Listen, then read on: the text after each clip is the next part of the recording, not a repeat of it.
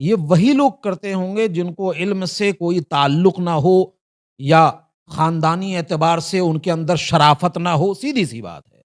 اور یہ بڑی ذمہ داری جو ہوتی ہے ماں باپ کے اوپر ہوتی ہے کہ وہ اس کو روک تھام کریں۔ اور خود میں اپنے بچوں سے گزارش کروں گا کہ اگر آپ اپنے اس طرح کی راتوں کا، اس طرح کی فضیلت والے دنوں کا اگر آپ احترام نہیں کر سکتے ہیں، تو آپ کو ذلیل کرنے کا بھی کوئی اختیار حاصل نہیں ہے۔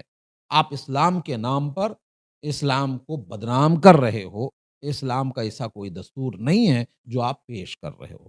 لہٰذا اگر اس طرح کے، میں گزارش یہی کروں گا کہ کیا کہتے ہیں کہ اس طرح کوئی بھی لڑکا ہو، کوئی بھی چلا رہا ہو، کار چلا رہا ہو، اللہ نے فرمایا وَلَا تُلْقُوا بِأَيْدِيكُمْ إِلَى التَّهْلُكَةِ، اے لوگو اپنی جان کو ہلاکت میں نہ ڈالو۔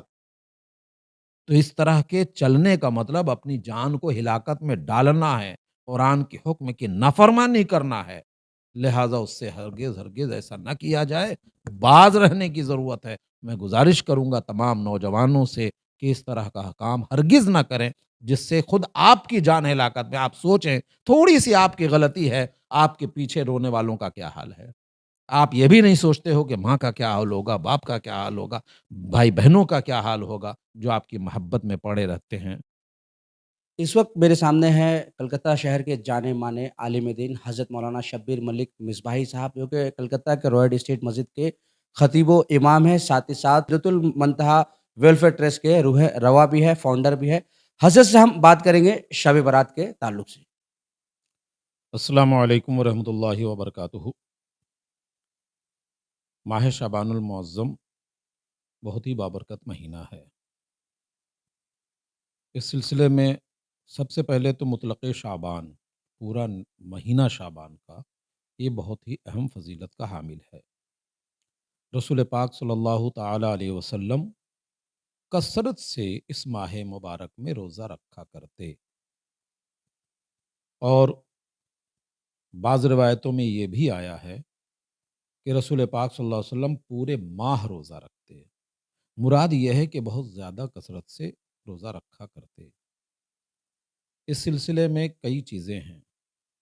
ایک تو یہ کہ اللہ کے رسول کا یہ عمل، آنے والا رمضان المبارک کا جو مہینہ ہے، اس کی عظمت اور اس کی شان اور اس کا تقاضا یہ ہے کہ اس سے اپنی امتیوں کو یہ عادی بنانا ہے کہ تم اتنا پختہ ہو جاؤ، رمضان سے پہلے روزہ رکھ کر کے اپنے دل و دماغ بدن کو اتنا آمادہ کر لو تاکہ ماہ رمضان کا کوئی روزہ تم سے نہ چھوٹے اور ماہ رمضان کی برکتوں سے تم محروم نہ ہو۔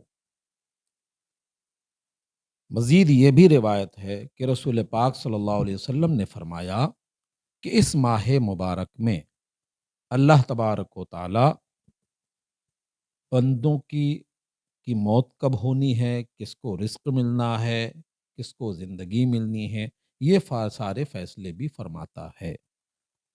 تو ایک توجیہ یہ بھی ہے رسول پاک صلی اللہ علیہ وسلم کی روایت سے کہ اللہ کے رسول فرماتے ہیں کہ اگر میں انتقال کیا جاؤں یا میرے اعمال اللہ کی طرف جائیں، تو میں اس حال میں رہوں کہ اللہ تبارک و تعالیٰ کی بارگاہ میں روزہ دار بن کے رہوں۔ یہ تو اتنی بات ہے۔ تو مطلق ماہ رمضان سے پہلے ماہ شعبان ہی خود بہت فضیلت کی اہمیت کی حامل ہے۔ لہٰذا ہمیں رمضان المبارک سے پہلے ماہ شعبان المعظم کا مکمل احترام کرنا چاہیے۔ زیادہ سے زیادہ روزہ کے عادی بنے، قرآن کریم کی تلاوت کرنے کے عادی بنے۔ یہ پورے ماہ کی بات ہے تاکہ ہم آگے رمضان المبارک کے لیے اتنے تیار ہو جائیں کہ ہمارا رمضان کا ہر وقت، ہر لمحہ جو گزرے وہ اللہ کی عبادت و ریاضت میں خلوص و للہیت کے ساتھ گزرے، بدن پر ذہن پر کسی طرح کی گرانی نہ ہو۔ تو یہ تو مطلق شعبان کی بات آ گئی۔ پورے مہینے شعبان نے ماہ خود فضیلت رکھتا ہے۔ اب آتے ہیں نصف شعبان کی طرف، یعنی جسے ہم 15ویں شب کہتے ہیں، شب برات کہتے ہیں، ہے نا؟ تو دیکھیے اس سلسلے میں کئی صحابہ کرام کی روایتیں موجود ہیں۔ یہ پہلے تسلیم کر لیں کہ بحمدہ تعالی شب برات کا وجود، نصف شعبان کی اہمیت اور فضیلت کا وجود آلریڈی موجود ہے۔ اگر کوئی کہتا ہے کہ اس سے ایسا کچھ نہیں ہے تو اس کا سیدھا سادہ مطلب یہ ہوگا، یا تو وہ حدیث پر گہری نگاہ نہیں رکھتا یا حدیث کے علم کی کمی ہے، جیسے کہ ایسا ہو سکتا ہے کہ ہم بہت ساری چیزوں کو نہیں جانتے، تو یہ کہنا زیادہ بہتر ہوگا کہ ہاں ہمیں اس کا علم نہیں ہے۔ لیکن مطلقاً جو ہے شب برات کا انکار کیا نہیں جا سکتا، اس لیے کہ بہت سارے صحابہ سے مروی ہے۔ بہت کی طرف نہ جاتے ہوئے صرف ایک روایت میں پیش کروں گا۔ جامع ترمذی شریف ایک صحائح ستہ کی ایک مشہور کتاب ہے، اور آپ جانتے ہیں کہ میرا زیادہ مطالعہ حدیث پہ ہے، اور بخاری شریف پہ میں نے خود جو ہے بخاری شریف کے ایمان افروز واقعات تقریباً 1000 پیج پہ میری 2 ورژن میں کتاب آئی ہے۔ تو اس مطالعے کے سامنے رکھتے ہوئے دیگر کتابوں کے، کہ صرف ایک مثال میں پیش کروں گا، اور دیگر احادیث کو کی کتابیں ہیں اپنی جگہ پر، کہ جامع ترمذی صحائح ستہ کی ایک اہم کتاب، اس کتاب میں امام ترمذی علیہ رحمۃ و رضوان نے خود جو ہے 15ویں شعبان کی فضیلت اور اہمیت کا ایک مکمل باب، مکمل چیپٹر، مکمل پروجیکٹ بنایا ہے، جو میرے اندازے میں وہ ہے بابو ما جاء فی لیلۃ من نصف شعبان، یعنی وہ حدیث یا وہ باتیں رسول پاک صلی اللہ علیہ وسلم کی اب یہ اس باب میں مذکور ہو رہا ہے، ذکر کیا جا رہا ہے، جو نصف شعبان سے متعلق ہیں، یعنی 15ویں شعبان سے متعلق ہیں۔ تو اگر یہ 15 شعبان کی کوئی اہمیت نہ ہوتی، فضیلت نہ ہوتی، تو اتنے بڑے محدث جو ہے خود اس کا ایک چیپٹر نہیں بناتے، ایک باب متعین نہیں کرتے، جس کو میں پھر سے ایک بار پڑھ رہا ہوں کہ بابو ما جاء فی لیلۃ من نصف شعبان، یعنی 15ویں شب کی جو رات ہے شعبان کی، اس بارے میں جو آیا ہے اس کو بیان کیا جا رہا ہے۔ تو اگر اس کا کوئی وجود ہی نہیں ہوتا تو ظاہر سی بات ہے ضرورت بھی نہیں پڑتی۔ آگے آپ نے ایک حدیث پاک روایت فرمائی ہے، جو ام المومنین سیدہ عائشہ صدیقہ رضی اللہ تعالیٰ عنہ سے روایت ہے، بہت تیزی کے ساتھ میں آگے بڑھوں گا، کہ حضرت عروہ رضی اللہ تعالیٰ عنہ روایت فرماتے ہیں، جو آپ کے بھانجے ہیں، جو آپ کے بھانجے نہیں، حضرت عروہ رضی اللہ تعالیٰ عنہ سے روایت ہے۔ آپ فرماتے ہیں ام المومنین سیدہ عائشہ رضی اللہ تعالیٰ عنہ فرماتی ہیں کہ ایک نصف 15ویں شب کے نصف شعبان میں نے رسول پاک صلی اللہ علیہ وسلم کو موجود نہ پایا، باری تھی حضرت ام المومنین کی۔ فرماتی ہیں کہ میں وہاں سے نکلی، ام المومنین نکل کر کے جاتی ہیں، تو آپ آگے بڑھتی ہیں تو جنت البقیع کی طرف جاتی ہیں۔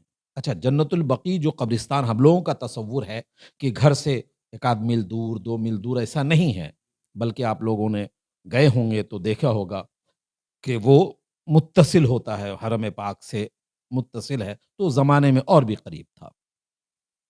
تو آپ نے دیکھا کہ نصف شعبان میں 15ویں کی شب رسول پاک صلی اللہ علیہ وسلم موجود رہیں، جنت البقیع کی طرف جب گئیں تو آپ نے رسول پاک صلی اللہ علیہ وسلم کو وہاں پایا۔ اللہ کے رسول نے جب آپ کو دیکھا تو آپ فرماتے ہیں، رسول پاک صلی اللہ علیہ وسلم نے فرمایا کہ اے عائشہ، کہ کیا تم یہ ڈر رہی تھی کہ اللہ و رسول کی طرف سے تمہیں خیانت ہوگی؟ مطلب یہ کہ ان کی باری تھی۔ حضرت ام المومنین نے فرمایا ہو سکتا ہے کہیں اور کسی جگہ تشریف لے گئے ہو۔ تو یہاں پر سب سے بڑی بات یہ ہے کہ ایک چیز کا تو واضح ثبوت ہو گیا کہ نصف شعبان میں رسول پاک صلی اللہ علیہ وسلم 15ویں شعبان کی شب قبرستان گئے۔ ایک بات یہ ثابت، بعض لوگ کہتے ہیں کہ چلیے ایک بار گئے، ہم کہیں گے کہ رسول پاک صلی اللہ علیہ وسلم کا ایک مرتبہ بھی جانا جو ہے وہ ہمارے لیے اور سنت کافی ہے، کافی ہے۔ ایک بات دوسری بات یہ کہ رسول پاک صلی اللہ علیہ وسلم نے فرمایا، اے عائشہ، آج اللہ تبارک و تعالیٰ کی رحمت کاملہ نزول اجلال رحمت فرماتا ہے اللہ تبارک و تعالیٰ، اور اپنے قبیلہ بنی کلب کے بکریوں کی تعداد سے بھی زیادہ بندوں کی بخشش فرماتا ہے، یعنی یہ بخشش کی شب ہے۔ اللہ تعالیٰ گناہوں کی مغفرت فرماتا ہے، گناہ گاروں کو بخشش فرماتا ہے۔ تو رسول پاک صلی اللہ تعالی وسلم کا عبادت کے لیے اٹھنا، قبرستان جانا، یہ دونوں واضح طور پر اس کا ثبوت ملتا ہے کہ رسول پاک صلی اللہ علیہ وسلم خود تشریف لے گئے۔ یہ تو ایک بات ہوئی۔ آگے کی اور چیز میں اضافہ کروں گا کہ یہ تو نصف شعبان ہے۔ اگر ہم یہ کہتے ہیں کہ شب برات میں جاگا جائے، شب بیداری کیا جائے، چلیے اسی ایک بہانے لے کر کے ایک اور بڑی چیز، جامع صحیح بخاری شریف کی روایت ہے، میں نے اپنی کتاب میں بھی اس حدیث کو نقل کیا ہے کہ جب رات کا تہائی پہر گزر جاتا ہے، تہائی شب کے بعد، اللہ تبارک و تعالی کی رحمت خاص جو ہے خصوصی طور پر دنیا والوں کی طرف نزول ہوتا ہے۔ اس کو ہم الفاظ کا جامع نہیں پہنا رہے ہیں، سمجھ میں آ رہا ہے؟ لیکن اللہ کی رحمت کاملہ بندوں پر جھوم کر برستی ہے اور یہ صدائیں آتی ہیں، ہے کوئی مریض جو شفا کا طالب ہے تو شفا دے دیا جائے، ہے کوئی پریشان حال جس کی پریشانیوں کو دور کر دیا جائے، ہے کوئی غریب جسے مالدار بنایا جائے، ہے کوئی رزق چاہنے والا جسے رزق دیا جائے۔ تو یہ سلسلہ تو کنٹینیوس چلتا رہتا ہے اور صرف ایک شب کی بات نہیں ہے، ہر شب کی بات ہے۔ تو ایک تہائی رات کے بعد تو یوں ہی اللہ تبارک و تعالیٰ کے رحمت کاملہ ہر روز برسا کرتی ہے۔ تو چہ جائے کہ ایک شب برات کا دن اور اس کے بعد شب بھر کی عبادت برکت، یہ بڑی اچھی چیز ہے اور ہمیں اور آپ کو چاہیے کہ کوشش یہ کریں کہ اللہ تبارک و تعالیٰ جن بندوں کی بخشش فرما رہا ہے ہم اس کا ایک حصہ بن جائیں۔ اب رہا سوال ہمارے لیے کرنا کیا ہے، تو سب سے اہم چیز ہے کہ اللہ کی رحمت کو پانے کے لیے بھی ہمارے لیے ضروری ہے کہ ہم اپنے گناہوں سے توبہ کریں۔ گناہوں سے توبہ کرنے کا مطلب یہ ہے، تین چیزیں آپ سامنے رکھیں کہ ہم نے کیا اس پر ہم شرمندہ ہیں، اے اللہ ہم سے گناہ ہوا، ہم نادم ہیں، شرمندہ ہیں، دل سے بڑے افسردہ ہیں، نہیں کرنا چاہتے، نہیں کرنا چاہیے تھا ہوا، تو دل نادم ہو۔ دوسری یہ ہے کہ اللہ کی بارگاہ میں خلوص و محبت کے ساتھ جھکو، دل رو رہا ہو، آنکھ سے آنسو برس رہے ہوں، یعنی روتے ہوئے رب کی بارگاہ میں اپنے گناہوں پر شرمندہ ہو کر کے معافی کرو۔ تیسرا توبہ کا ایک اہم حصہ ہے کہ آئندہ گناہ پر ہم نہیں جائیں گے، اس کا عزم مصمم کرنا۔ ایک حدیث پاک ہے، رسول پاک صلی اللہ علیہ وسلم نے ارشاد فرمایا کہ اگر بندہ آسمان سمندر کے جھاگ کے برابر بھی گناہوں کو لے کر کے آئے، لیکن اللہ کی بارگاہ میں اگر صدق دل سے وہ توبہ کر لیتا ہے تو اللہ تبارک و تعالیٰ اس کی مغفرت فرماتا ہے۔ لہٰذا ہمیں اور چاہیے کہ اپنے گناہوں سے توبہ کریں، خاص کر کے اس شب کی بات جہاں تک رہی تو اللہ کے رسول کی نمازیں جو پڑھی جاتی ہیں، لیلۃ البرات کی نمازیں چند رکعتیں جو بھی پڑھی جائیں گی وہ سب نفل ہوں گی۔ میں اکثر عمومی طور پر میں اپنے پیغام میں یہ کہتا ہوں کہ اس طرح کی جب راتیں آئیں تو دو چار رکعت آپ نے نفل کی پڑھ لی، آپ نے صلاۃ التسبیح پڑھ لی، بڑی بابرکت نماز ہے، بڑی لمبی تفسیر میں نہیں جا سکتا میں، لیکن بہت برکت والی چیز ہے صلاۃ وہ ایک چیز تو یہی میں بتا رہا ہوں کہ صلاۃ التسبیح پڑھ لیا دو چار رکعتیں۔ پھر میں یہ کہتا ہوں کہ آپ زیادہ سے زیادہ کوشش یہ کریں کہ جو آپ کی پرانی نماز قضا ہیں آپ ان کو پورا کرنے کی کوشش کریں، اور یہاں فائدہ آپ کو یہ مل رہا ہے کہ آپ کی اگر مان لیجئے عشاء کی نماز چھوٹی ہوئی ہے تو 17 رکعت نماز کی جگہ پہ آپ کیا کہتے ہیں صرف 4 رکعت فرض پڑھ لیں، 3 رکعت وتر پڑھیں گے، بس یہی کافی ہے۔ ظہر میں صرف آپ کو کیا کہتے ہیں 4 رکعت فرض ہی ادا کرنا ہے، مطلب یہ ہے کہ صرف فرض کو پڑھنا ہے۔ کہا رہا سوال نیت کیسے کریں گے پرانی؟ نیت بھی بڑی آسان ہے، یا اللہ جو سب سے پہلے فجر کی میری نماز قضا ہوئی ہے میں اس کو پڑھ رہا ہوں، یہ ارادہ کر کے آپ پڑھنا شروع کر دیں۔ تو کوشش یہ کریں کہ کم سے کم چلو آج کم سے کم آج رات میں 10 دن کی ہم نماز پوری کر لیں گے۔ 1 مہینہ کا میرا ٹارگٹ ہے کہ 1 مہینہ کے ٹارگٹ کو ہم 2 گھنٹے کے اندر پورا کریں گے جتنی نمازیں قضا ہوں۔ تو سب سے اہم چیز اس لیے کہ دیکھیے ہمیشہ یہ یاد رکھیے گا، نفل کا سوال نہیں ہونا ہے، نفل کے لیے سوال نہیں ہونا ہے، لیکن فرض کا سوال ہونا ہے۔ تو جو فرض آپ نے چھوڑا ہے وہ زیادہ اہمیت کی حامل ہے، اس لیے ایسے مواقع پر قضا نمازیں جو ہیں آپ پہلی فرصت میں ادا کریں، اور خاص کر کے اس ماہ شب میں میں اپنے نوجوان بچوں سے بھی گزارش کروں گا کہ کچھ بھی کریں، سب سے پہلی چیز یہ ہے کہ بارگاہ خداوندی سے، بارگاہ رسالت مآب صلی اللہ علیہ وسلم سے کچھ حاصل ہونے کا مطلب یہ ہے کہ ادب، احترام، عقیدت یہ ہمیشہ ملحوظ نظر رہے۔ تو عقیدت کے ساتھ مسجد میں جائیں، خلوص و للہیت کے ساتھ مسجد میں جائیں، دل میں اللہ کو رسول کی محبت لے کر کے جائیں، تو یہ ہمارے لیے سب سے ضروری چیز ہے۔ ایک بہت بڑا ایک کلکتہ میں ہم لوگ دیکھتے ہیں کہ پہلے تو آتش بازی وغیرہ ہوتی تھی، اب نہیں ہو رہی ہے اب، لیکن کل کی رات مطلب شب برات کی کچھ لوگ لگے رات بھر قبرستانوں کے نام پر موٹر سائیکل لے کر رات بھر چلتے، حادثے بھی ہوتے، بچے لڑکے مارے بھی جاتے، اس پر اب کیا کہیں گے؟ میرے بھائی دیکھیں، میں حالت بنگال کے توسط سے اس پیغام کو ہر ایک تک پہنچانے کی کوشش کروں گا کہ یہ وہی لوگ کرتے ہوں گے جن کو علم سے کوئی تعلق نہ ہو، یا خاندانی اعتبار سے ان کے اندر شرافت نہ ہو، سیدھی سی بات ہے۔ اور یہ بڑی ذمہ داری جو ہوتی ہے ماں باپ کے اوپر ہوتی ہے کہ وہ اس کو روک تھام کریں۔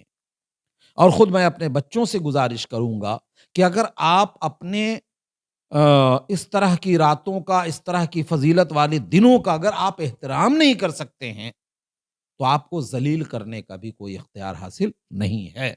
آپ اسلام کے نام پر اسلام کو بدنام کر رہے ہو، اسلام کا ایسا کوئی دستور نہیں ہے جو آپ پیش کر رہے ہو۔ لہٰذا اگر اس طرح کے، میں گزارش یہی کروں گا کہ کیا کہتے ہیں کہ اس طرح کوئی بھی لڑکا ہو، کوئی بھی چلا رہا ہو، کار چلا رہا ہو، اللہ نے فرمایا وَلَا تُلْقُوا بِأَيْدِيكُمْ إِلَى التَّهْلُكَةِ، اے لوگو اپنی جان کو ہلاکت میں نہ ڈالو۔ تو اس طرح کے چلنے کا مطلب اپنی جان کو ہلاکت میں ڈالنا ہے، قرآن کے حکم کی نافرمانی کرنا ہے۔ لہٰذا اس سے ہرگز ہرگز ایسا نہ کیا جائے، باز رہنے کی ضرورت ہے۔ میں گزارش کروں گا تمام نوجوانوں سے کہ اس طرح کا کام ہرگز نہ کریں، جس سے خود آپ کی جان ہلاکت میں۔ آپ سوچیں، تھوڑی سی آپ کی غلطی ہے، آپ کے پیچھے رونے والوں کا کیا حال ہے؟